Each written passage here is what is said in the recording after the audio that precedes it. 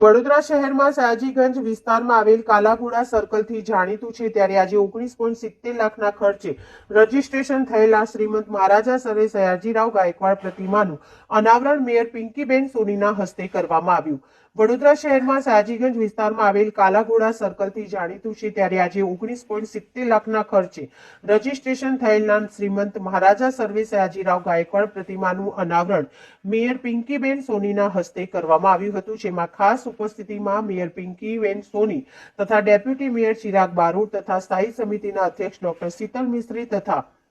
વડોદરા મહાનગરપાલિકાના કમિશનર દિલીપ રાણા તથા અન્ય પદ અધિકારીઓની હાજરીમાં મહારાજા સયાજીરાવ ગાયકવાડની પ્રતિમાનું અનાવરણ કરવામાં આવ્યું હતું, જેમાં મોટી સંખ્યામાં હોદ્દેદારો અને કાઉન્સિલરની હાજરીમાં કાર્યક્રમ યોજવામાં આવ્યો હતો।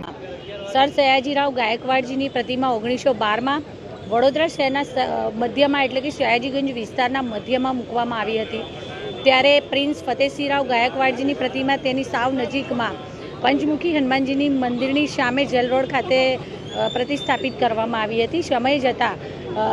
વાતાવરણની અસરના કારણે એની ઉપર ગ્રીનિશ જાય એક લેયર જેવું ગ્રીનિશ લેયર જેવું જણાઈ આવતા વડોદરા મહાનગરપાલિકા દ્વારા 19.70 લાખના ખર્ચે આ બંને પ્રતિમાઓની રજિસ્ટ્રેશનની કામગીરી હાથ પર લેવામાં આવી હતી, જે પૂર્ણ થતાં આજ રોજ આ બંને પ્રતિમાઓના અનાવરણ કરવામાં આવ્યું, જેમાં સૌ સાથે ઉપસ્થિત રહ્યા।